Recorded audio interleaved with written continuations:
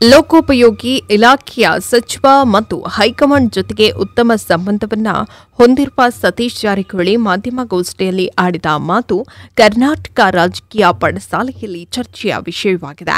ಜಾರಕಿಹೊಳಿ ಅಂತಹ ನಾಯಕರೇ ಹೀಗೆ ಹೇಳಿದ್ರೆ ಹೇಗೆ ಎನ್ನುವ ಹಲವಾರು ಪ್ರಶ್ನೆಯನ್ನ ಮಾಡ್ತಾ ಇದ್ದಾರೆ.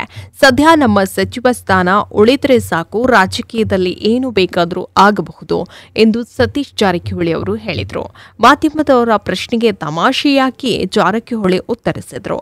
ಸಾಮಾನ್ಯವಾಗಿ ವಿಚಾರ ಬಿಟ್ಟು ಬೇರೆ ಮಾತನಾಡಿದ ಜಾರಕಿಹೊಳಿ ಈ ರೀತಿ ಯಾಕೆ ಹೇಳಿದ್ರು ಎನ್ನುವುದು ಹಲವಾರ ಪ್ರಶ್ನೆಯಾಗಿದೆ. ಸಚಿವ ಸಂಪುಟ ವಿಸ್ತರಣೆ ಅಥವಾ ಪುನರ್ರಚನೆ ಸತ್ಯಕ್ಕಿಲ್ಲ ಎಂದು ಎಐಸಿಸಿ ಅಧ್ಯಕ್ಷ ಮಲ್ಲಿಕಾರ್ಜುನ್ ಖರ್ಗೆ ಅವರು ಹೇಳಿದರು.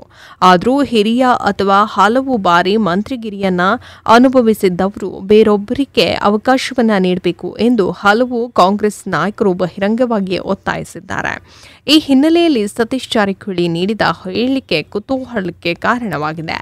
ಯಾವುದೇ ಸರ್ಕಾರದ ಆಡಳಿತ ಏರಿಳಿತ ಇದ್ದೇ ಇರುತ್ತೆ, ನಮ್ಮಲ್ಲೂ ಆಗ್ತಾ ಇದೆ. ಹಿಂದೆ ಬಿಜೆಪಿಯಲ್ಲಿ 3 ಮುಖ್ಯಮಂತ್ರಿಗಳಾಗಿದ್ದರು.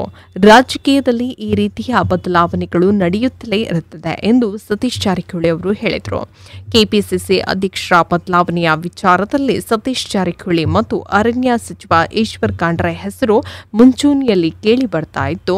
ಅದಾದ ನಂತರ ಒಂದು ಸಮುದಾಯಕ್ಕೆ ನೀಡಿದರೆ ಉತ್ತಮ ಎನ್ನುವ ಕಾರಣಕ್ಕೆ ಖಂಡ್ರೆ ಅವರ ಹೆಸರು ಮುನ್ನೆಲೆಗೆ ಬಂದಿತ್ತು. ಈಗ ಈ ಬದಲಾವಣೆ ಕೂಡ ಸದ್ಯಕ್ಕಿಲ್ಲ ಎಂದು ಮಲ್ಲಿಕಾರ್ಜುನ್ ಖರ್ಗೆ ಅವರು ಸ್ಪಷ್ಟನೆಯನ್ನ ನೀಡಿದರು. ಸಿಎಂ ಬದಲಾವಣೆಯ ಬಗ್ಗೆ ನಾನು ಮಾತನಾಡುವುದಿಲ್ಲ. ಮಂತ್ರಿಮಂಡಲ ಬದಲಾವಣೆ ಆದರೂ ಆಗಬಹುದು.